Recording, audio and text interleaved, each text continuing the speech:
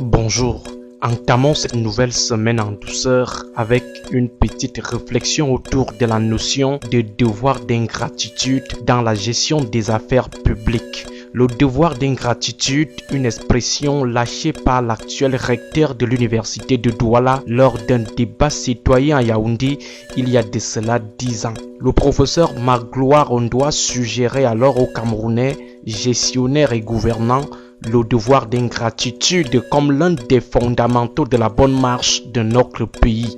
Il estimait qu'il y a des situations qui commandent une certaine ingratitude vis-à-vis de ceux qui nous ont entre guillemets fait du bien dans nos carrières. Nous exhumons cette notion aujourd'hui parce que nous avons effectivement constaté que si ce pays est actuellement à genoux, c'est aussi à cause du manque de ce devoir d'ingratitude. Les Camerounais restent très attachés aux redevances morales qui sont à l'origine des loyautés nocives telles que le culte de la personnalité. D'un côté, nous avons une catégorie de commis et de hauts commis qui exigent une allégeance à vie à ceux à qui ils ont apporté un soutien un jour. Parce qu'il a fait de vous ministre, préfet ou sous-préfet, vous devez le suivre et le soutenir comme un mouton.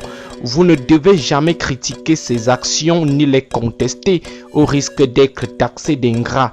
Et lorsque vous essayez de lui appliquer le devoir d'ingratitude, il crie à la haute trahison. Bref, parce qu'il vous avait aidé, vous devez rester à jamais son béni oui-oui.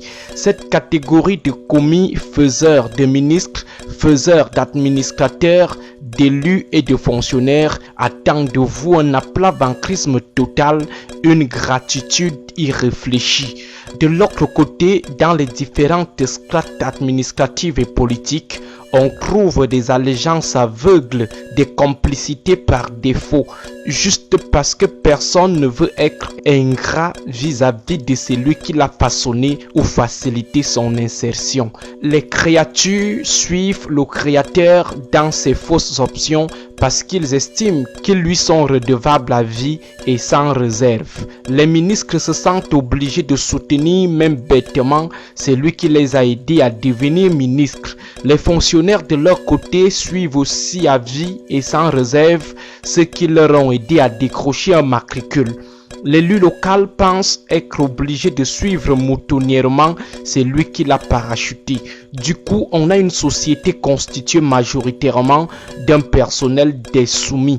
Tout le monde est soumis, tout le monde est tenu quelque part, tout le monde est esclave de celui qui l'a fabriqué. Autrement dit, personne ne veut courir le risque de s'autodéterminer, de s'affranchir du réseau qui l'avait propulsé. Chacun a son gourou. Dans ce régime de manque de devoir d'ingratitude, chacun égare sa personnalité, chacun prend congé de sa respectabilité. Tout le monde est comme un enfant devant celui qui lui avait trouvé un matricule ou une nomination. On a ainsi une société des hommes dociles ou reptiliens. Ils exécutent et s'exécutent comme des automates. Vous voyez des hommes physiquement bien bâtis, charismatiques, devenir comme des épouses soumises devant leurs patrons qui ont fait d'eux ce qu'ils sont. Des femmes deviennent pires que des ménagères devant ceux qui les ont propulsés. Totale confusion entre le respect dû à toute hiérarchie et la soumission. Or, le devoir d'ingratitude stipule que lorsque celui que vous considérez comme bienfaiteur pose un acte qui fâche, il faut avoir le courage de ne pas l'ovationner. Au besoin, il faut savoir lui dire non et s'opposer même à lui en cas de récidive, surtout lorsque les actes en question heurtent la morale collective ou le bien commun. De nos jours, combien de Camerounais sont-ils capables de mobiliser le devoir d'ingratitude?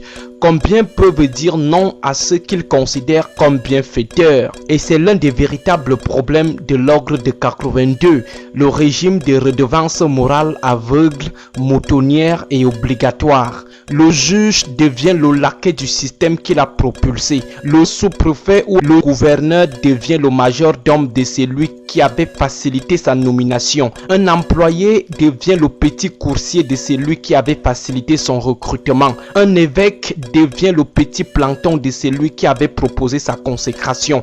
Un policier ou un gendarme suit bêtement celui qui a fait et tient sa carrière. Une véritable société des hommes émasculés et d'aplat en Christ. Agréable